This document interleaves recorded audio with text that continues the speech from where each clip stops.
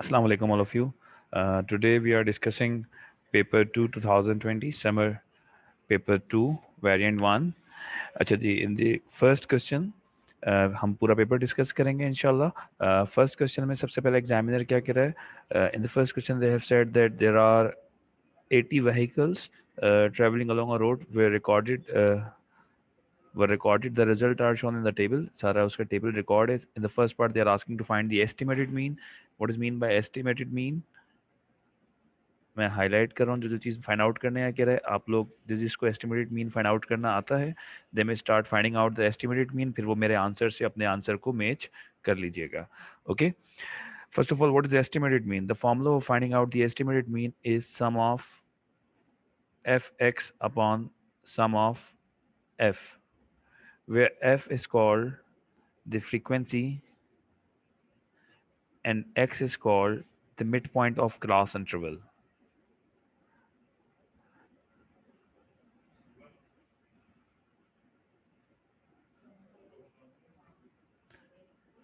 X is called the midpoint of the class interval. In the first part, you need to find the midpoint of the class interval, and then you need to find fx. Fx means where you multiply a midpoint by a frequency. The first step is to find out the midpoint, which is called x. The midpoint of 30 and 40 means you need to find the midpoint of 30 and 40. This interval, you add both of them and then divide it by 2. 30 plus 40 divided by 2, you will get 35. Similarly, the midpoint of 40 and 50, it will be 45. 50 and 60, it will be 55. 60 and 70, it will be 65. 70 and 80, it will be 75. So these are the values of x. After finding out the midpoint,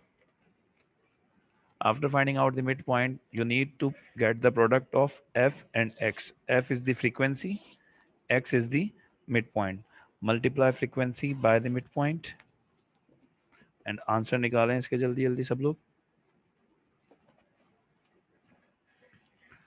when you multiply 35 by 10 when you multiply 35 by 10 this is x I'm highlighting this is x and this is f when you multiply these two you will get fx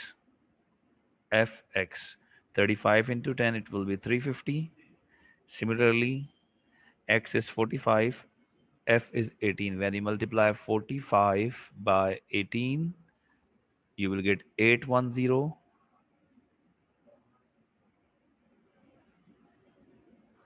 after that 55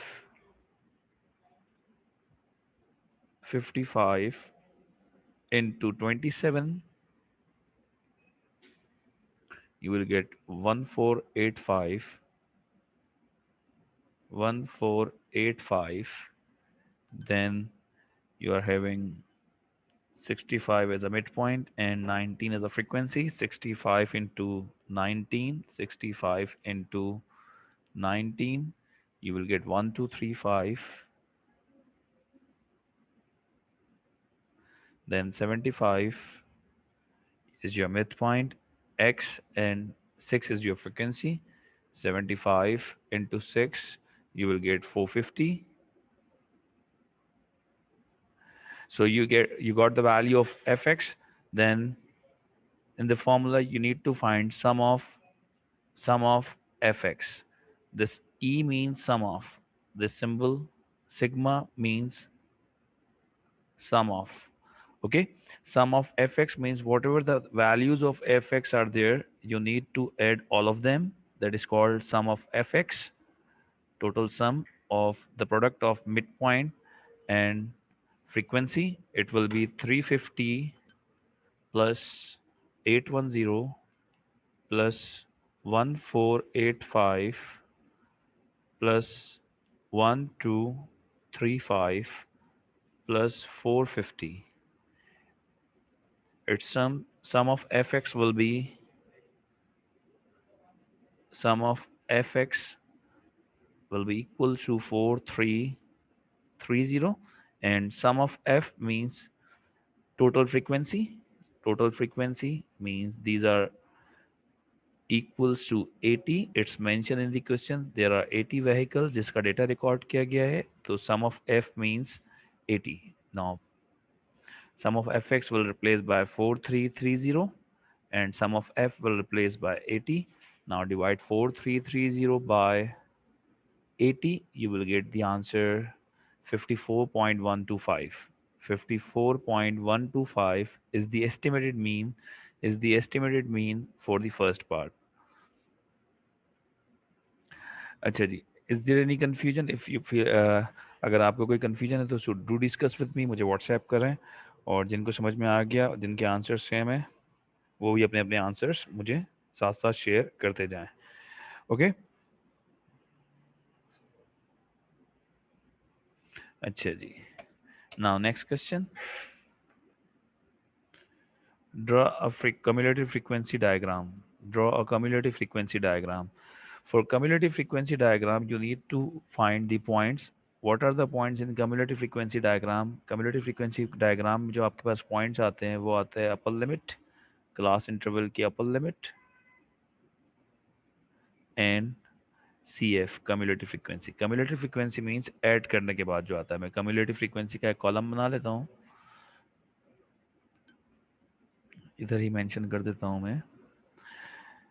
V is lesser then 30, माने 30 से पहले का कोई value है, frequency है, no, it's frequency will be 0 CF। मैं यहाँ column बना रहा हूँ। V इज लेसर देन और इक्वल टू 40, 40 से कम, 40 तक फ्रीक्वेंसी है हमारे पास 10, 10। देन स्पीड लेसर देन और इक्वल टू 50, 50 और 50 से कम, 50 एंड 50 से कम। तो कम्युलेटिव में क्या होता है, प्रीवियस भी ऐड हो रही है, तो जो 40 से कम स्पीड है ऑब्वियसली वो 50 से कम में भी काउंट होगा, तो 10 plus 18 it will be 28। Then velocity, oh sorry, speed lesser than or equal to 60, यहाँ तक 28 था, 28 plus 27 it will be 55। Okay, then speed lesser than equal to 70, 60 तक हो गया था 70, अब यहाँ तक आपके पास हो गया था 55, 55 plus 19 it will be 76, 74। Then velocity lesser than or speed lesser than or equal to 80, it will be, यहाँ तक आपके पास 74 हो गया, 74 प्लस 6 इट विल बी 80। तो टोटल 80 लोगों का डेटा था। कम्युलेटिव फ्रीक्वेंसी निकालने का तरीका ये मैंने अभी आपको बताया कि अब स्टार्ट वाली जो फर्स्ट पॉइंट लेंगे आप वो ले लें ताकि स्टार्ट से स्टार्ट हो जाए, इनिशियल पॉइंट से। देन 40 और 40 से कम फ्रीक्वेंसी कितनी है, 10। 50 और 50 से कम स्पीड कितनी है, वेलोसिटी बार बार वी की तो वजह से वेलोसिटी निकल रहा है, स्पीड कितनी है, 10 और 18 28, माने प्रीवियस को ऐड करते जाना है आपने, एक्युमुलेट करते जाना है, ठीक है। सिमिलरली 60 और 60 से कम आपके पास स्पीड कितनी है, यहाँ तक 28 थी, 28 प्लस 27 55। 70 और 70 से कम स्पीड कितनी है, 55 plus 19 74, 74 plus 6 then it will be equal to 80। अब आपने ये पॉइंट्स आपने प्लॉट करने हैं। फर्स्ट पॉइंट है आपके पास 30 पे 0,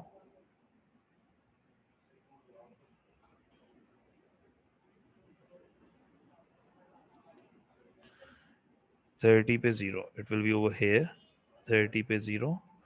Then second point is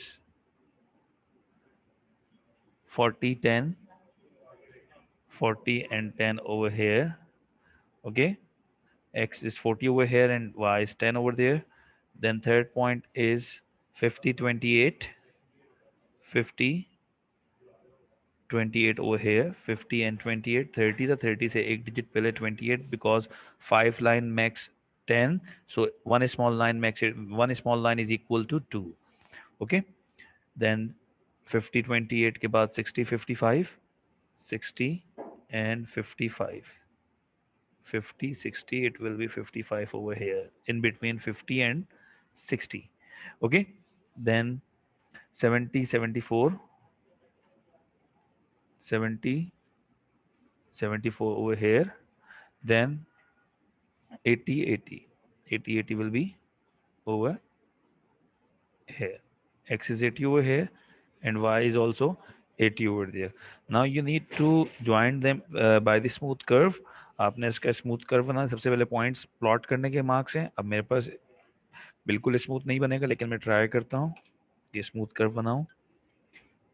let's try.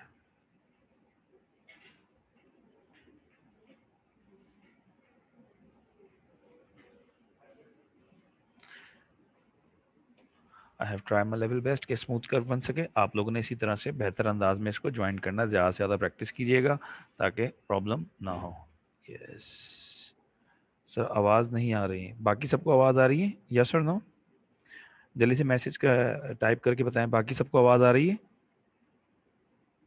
आवाज़ आ रही है। रोनित अपना अपना कनेक्शन चेक करें। अच्छा जी, after drawing a smooth curve, cumulative frequency curve बनाने के बाद what you need to do, आप लोगों ने मीडियन फाइंड आउट करना एंड देन इंटरक्वार्टाइल रेंज। अच्छा जी, मीडियन भी फाइंड आउट कर लेते हैं और इंटरक्वार्टाइल रेंज भी फाइंड आउट कर लेते हैं।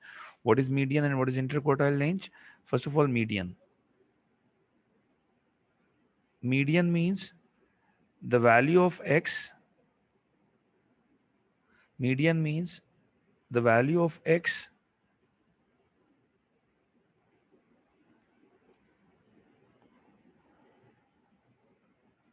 the value of x at half of data। Total data 80 गाड़ियों का था, 80 व्हीकल्स का था। अब x की वैल्यू क्या होगी, मीडियन क्या होगा, 80 का हाफ करेंगे आप, 1/2 ऑफ 80, 80 का हाफ आया 40। 40 इज नॉट योर आंसर। मैं बार बार ये बात हाईलाइट करता हूँ, बहुत सारे बच्चे अक्सर 40 आंसर लिख देते हैं। 40 इज नॉट योर आंसर। 40 पे जो x की वैल्यू होगी that will be your answer. तो हम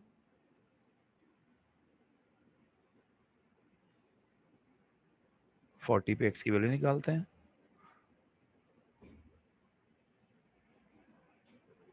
40 पे x की वैल्यू हमारे 40 यहाँ कट कर रहा है कर्व को।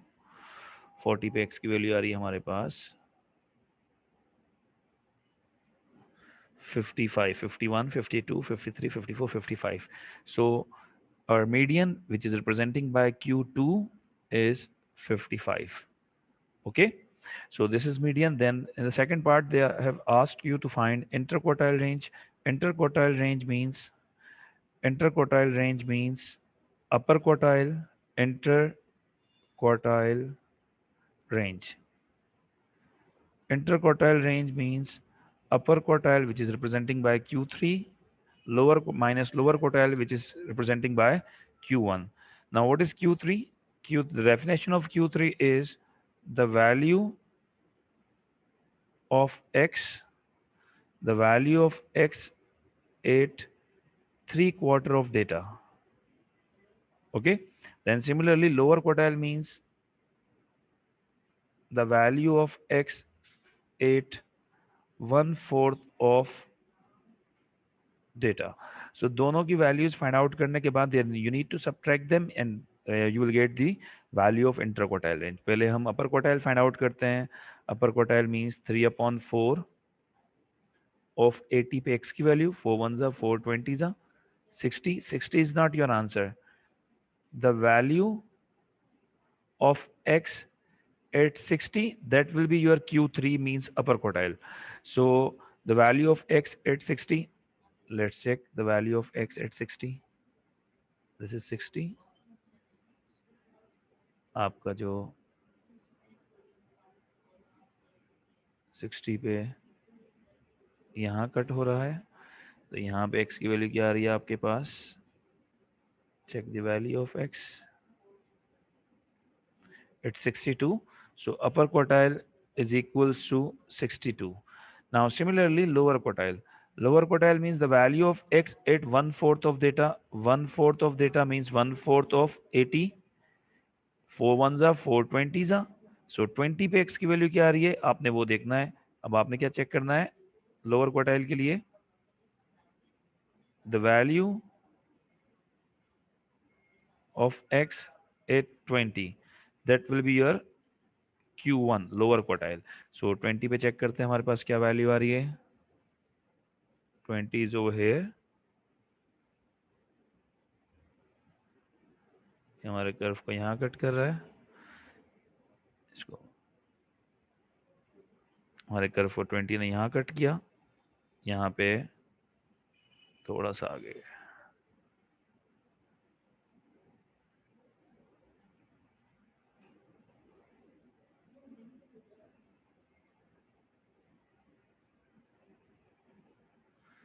ठीक है, तो 20 ने हमारे कर्व को यहाँ कट किया, यहाँ पे x की वैल्यू है हमारे पास 41, 42, 43, 44, 45, 45.5 अराउंड आपके पास रेंज होगी, और मेरे पास तो लाइन वैसे भी मोटी है, तो 41, 45.5, 45.5, 45.5 ये आ गया आपके पास लोअर क्वार्टाइल। सो अपर क्वार्टाइल आया था आपके पास, इंटर क्वार्टाइल रेंज का फार्मूला है हमारे पास Q3 माइनस Q1। अपर क्वार्टाइल आया था हमारे पास 62, लोअर क्वार्टाइल आया हमारे पास 45.5। सो इनको अगर हम सब्ट्रैक्ट करेंगे तो ये हो जाएगा हमारे पास 16.5। Subtract them, 62.5, 62 minus 62 minus 45.5, you will get the answer 16.5। so ये था हमारे पास कम्युलेटिव फ्रीक्वेंसी कर्व। ये भी हर साल आता है, तो आपने इस पे कंसंट्रेट करना है। हर साल ये क्वेश्चन आता है, इस साल भी पेपर 2 में ये क्वेश्चन आएगा। अच्छा जी, अब आ जाते हैं ट्रांसफॉर्मेशन की तरफ, बच्चों का सबसे इशू करने वाला टॉपिक, जबकि इतना मुश्किल है नहीं। अच्छा जी, लेट्स डिस्कस द ट्रांसफॉर्मेशन। अच्छा जी, describe fully single transformation that maps triangle A onto triangle B. Triangle A onto triangle B means triangle A is your object and triangle B is your image. Okay, so first of all you need to identify either the given transformation is translation, reflection, rotation, or enlargement. The first step in description is to identify which type of transformation is this. So identify करते हैं, it's not a translation, sliding movement नजर नहीं आ रही, लेकिन as it is object और image form हो रहा है, लेकिन वो नीचे की तरफ हो रहा है। यस, कौन है? Reflection, Abdul Hakeem, reflection, very good, it's a reflection, क्योंकि रिफ्लेक्शन क्लियरली नजर आ रहा है कि ये ऑब्जेक्ट नीचे की तरफ रिफ्लेक्ट हो रहा है एक्स एक्सिस के थ्रू। लेट्स लाइन भी चेक कर लेते हैं। ये ऑब्जेक्ट है, ये इसका इमेज है। ओके, इन दोनों की सेंटर लाइन क्या है ऑब्जेक्ट और इमेज की? ये आपके पास ऑब्जेक्ट और इमेज के बीच में जो सेंटर लाइन बन रही है वो है एक्स एक्सिस। ये जो रिफ्लेक्शन हो रही है, it's around the x-axis. This is the line, this is the center line between these two reflection, these two object and image. So it's a reflection. ये जो ऑब्जेक्ट और इमेज है इसकी सेंटर लाइन एक्स एक्सिस है। Reflection, पहले आपने लिखना है कि ये रिफ्लेक्शन है, एक मार्क इसका मिलेगा। उसके बाद आपने इसका की पॉइंट लिखना है which is its line. Reflection under x axis और under y is equal to 0। ठीक है, this is the reflection line. अच्छा जी, सो ये तो हो गया आपके पास रिफ्लेक्शन। नाउ ये इसकी डिस्क्रिप्शन है 2 मार्क्स की। रिफ्लेक्शन बताना है आपने, जो भी ट्रांसफॉर्मेशन होगी वो बताना है, एंड देन उसका की पॉइंट आपने बताना है। Then triangle A is mapped onto triangle C by a rotation, या अब ये आपने बनाना है। Triangle A is mapped onto triangle C by a rotation 90 degree anti clockwise about the point 1 1। So key point है इसकी डायरेक्शन, और centre क्या है 1 1। These two are the key point. तो सबसे पहले आपने सेंटर फॉर्म करना है। Where is 1 1? 1 1 is over here. This is your new center. You need to draw an imaginary line, and आपकी मर्जी है, समझाने के लिए बता रहा हूँ। ठीक है, triangle A is your object and triangle B is your image. Okay, अब आपने न्यू सेंटर के मुताबिक, मतलब 1 1 के मुताबिक, आपने ट्राइंगल ए के जो 3 कोऑर्डिनेट्स हैं, मैं तीनों को नाम दे देता हूँ। ये ए हो गया, ये बी हो गया और ये सी हो गया। ए बी और सी के कोऑर्डिनेट फाइंड आउट करने किसके हिसाब से? इस सेंटर के हिसाब से, 1 1 के हिसाब से। Okay, so A is lie at the origin, जो नया सेंटर है उस पे ही लाई कर रहा है ए, तो the coordinate of A is 0 and 0, and the coordinate of B is, इस सेंटर से, माने जो 1 1 सेंटर है जो मैंने हाईलाइट किया हुआ न्यू ओरिजिन, इससे बी तक जाने के लिए हमें we have to move 3 right, so the coordinate of B will be 3 right, and there isn't up and down movement, so y is 0 over here. So the coordinate of b from the center is 1 2 3, 3 right, and there isn't any up and down, so y is 0. सी के coordinate आपके पास होंगे, ए इस centre से जाने के लिए, जो new origin है इससे सी तक जाने के लिए 1 right and 1 up, So the coordinate of C is 1 and 1. So these are the these are the coordinates of A, B and C. Okay. In rotation 90 degree anti clockwise आपके पास जो object x y होता है. Yes sir, explain again. Okay बेटा, the first step is to draw a centre. The first step is to draw a center which is 1 1 mentioned in the question, which is 1 1. Center is 1 1. So you need to draw a center. 1 1 1 1 is over here, x is 1 over here and y is 1 over here. Make an imaginary line to highlight the new center. फिर उसके बाद centre बनाने के बाद जो आपको triangle A को map करना है. Triangle A is your object. Triangle A is your object mapped on triangle C. तो triangle A is your object. तो ट्राइंगल ए को आपने ट्राइंगल ए के तीनों वर्टेक्स के कोऑर्डिनेट फाइंड आउट करने हैं. जो तीन वर्टेक्स है उनको मैं नाम दे देता हूँ ए, बी एंड सी. सो ए जो है वो ओरिजिन पे ही मौजूद है, तो हमने ए कोऑर्डिनेट का हमारे कोऑर्डिनेट होंगे 0 0, क्योंकि ए न्यू ओरिजिन पे ही मौजूद है और ओरिजिन पे जो एक्स और वाई होता है वो होता है 0 एंड 0. सेंटर से, सेंटर को मैं ग्रीन से हाईलाइट कर रहा हूँ, दिस इज द सेंटर. इस सेंटर से बी तक जाने के लिए you need to move 3 right. 1 2 3. 3 right और अप एंड डाउन नहीं है, तो बी के कोऑर्डिनेट होंगे 3 एंड 0 एंड सी के कोऑर्डिनेट होंगे आपके पास सेंटर से सी तक जाने के लिए 1 right and 1 up. 1 1. This is the coordinate of, these are the coordinates of A, B and C. Then आपको अगर 90 डिग्री एंटी क्लॉकवाइज रोटेट करना होता है, तो 90 डिग्री एंटी क्लॉकवाइज में रोटेशन की कंडीशन क्या होती है? x जो होता है वो माइनस वाई हो जाता है और y जो होता है वो x हो जाता है. These are the condition for 90 degree anti clockwise. x minus Y हो गया और y जो है वो x हो गया. इसका मतलब है आपके पॉइंट स्वैप होंगे और उसके बाद जो नेगेटिव वैल्यू है इसका साइन चेंज हो जाएगा. आपकी जो x और y है वो स्वैप होंगे और जो मैंने हाईलाइट किया इसका साइन चेंज होगा. अच्छा जी, अब 0,0 में तो स्वैप करें और साइन चेंज करें कोई फर्क नहीं पड़ता. ये आ गया ए का इमेज. ए का इमेज जो होगा वो सेम रहेगा. Image of B will be swap करके और इसके साइन चेंज करें हाईलाइट वाले के, तो ये 0 का, प्लस का हो, माइनस का हो, डजेंट मैटर. सी का जो इमेज होगा वो होगा 1,1. फिर हाईलाइट कौन सा हुआ है? ये पॉइंट, ये हाईलाइट हुआ हुआ है, इसका साइन चेंज कर दो, इट विल बी -1. ओके. सो नया इमेज आ गया हमारे पास 0 0 0 3 और -1 और 1. अब नए इमेज में येलो मार्कर से, येलो पॉइंटर से बनाता हूँ. पहला है 0 0 0 0 is over here, this is over here. Then है 0 3 0 3 मीन्स एक्स इज 0. आपने न्यू ओरिजिन से ही बनाने हैं ये भी, ठीक है. 0 0 0 3 means 0 1 2 3. This is 0 3 image of B and -1 1. इस सेंटर से 1 लेफ्ट और 1 up, this is image of C. Okay, now join them. तीनों को ज्वाइन कर देते हैं.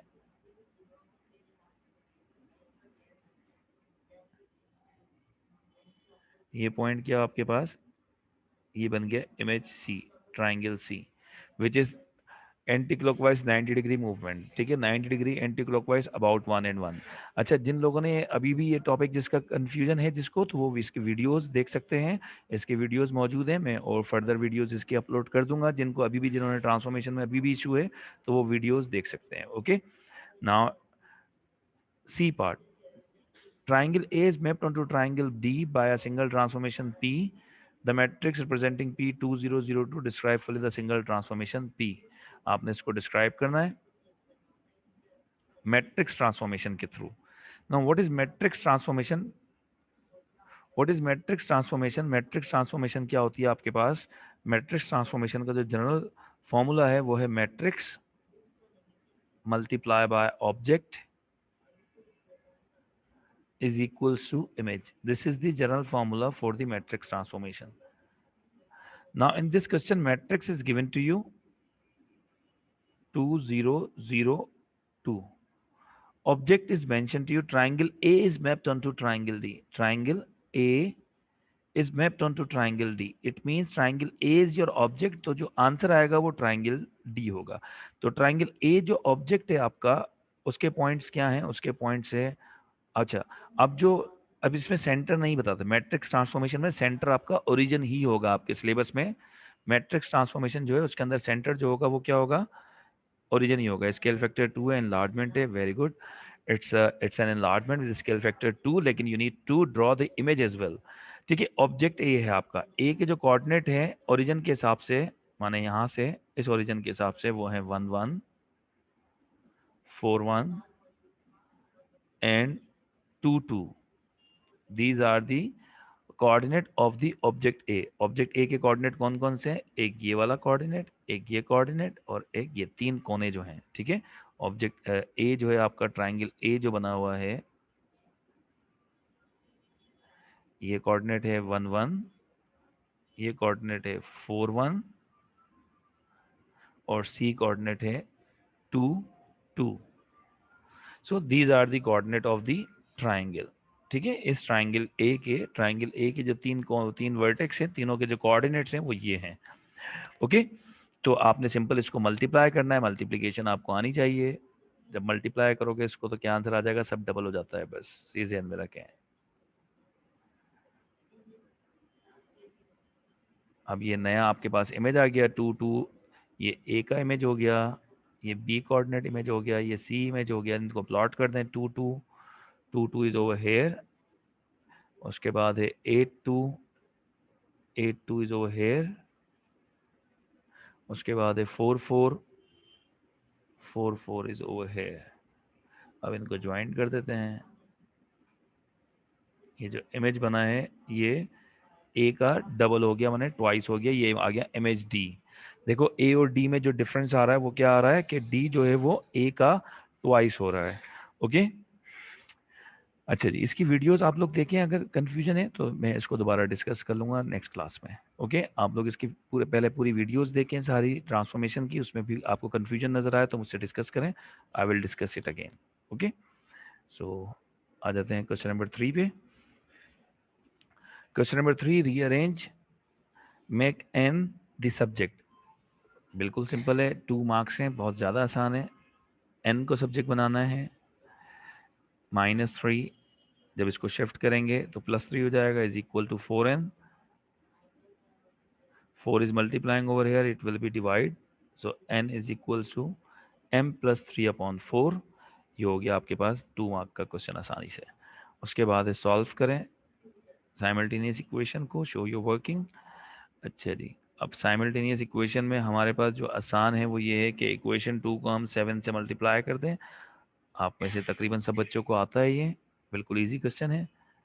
एक्स या वाई किसी एक को सेम बनाना होता है, तो हम वाई को सेम बना रहे हैं क्योंकि उसके साइन ऑलरेडी डिफरेंट है। सिर्फ इक्वेशन 2 को 7 से मल्टीप्लाई करेंगे तो ये y के कोफिशिएंट सेम हो जाएंगे। 7 5 ज़ा 35, 7 1 ज़ा 7, 7 3 ज़ा 21, -7y प्लस 7y, ये सेम है, ये कैंसिल हो जाएंगे, it will be 0। And 35 plus 10, 45x, 21 minus 3, 21 minus 3, it will be 18।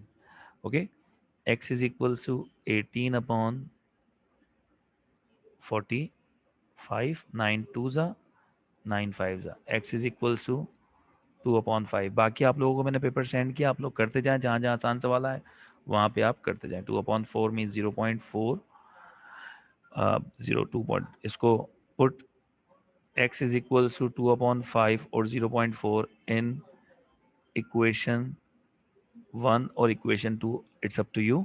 Equation 1 या इक्वेशन 2 में पुट करें और आंसर निकालें। 10 x की जगह 2/5, इक्वेशन 1 है 10x, this is equation 1, 10x, x की जगह 2/5 पुट कर दिया, 7y इज इक्वल टू -3, 5 1 ज़ा 5 2 ज़ा 2 2 ज़ा 4 plus 7y is equal to -3, 7y is equal to -3 plus 4, when shifted to the right hand side it will be -4, -3 -4 -7, 7 multiply हो रहा है यहाँ के डिवाइड हो गया, y is equal to -1। These are the value of x and y, x is 2/5, y is -1। Now solve the equation, बहुत ज़्यादा आसान सवाल है। Solve the equation, give your answer correct to 2 decimal places.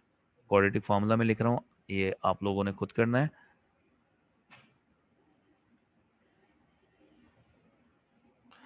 मैंने quadratic formula लिख दिया। You need to apply the formula. The value of a is 5 over here, the value of b is 3 and the value of c is -1.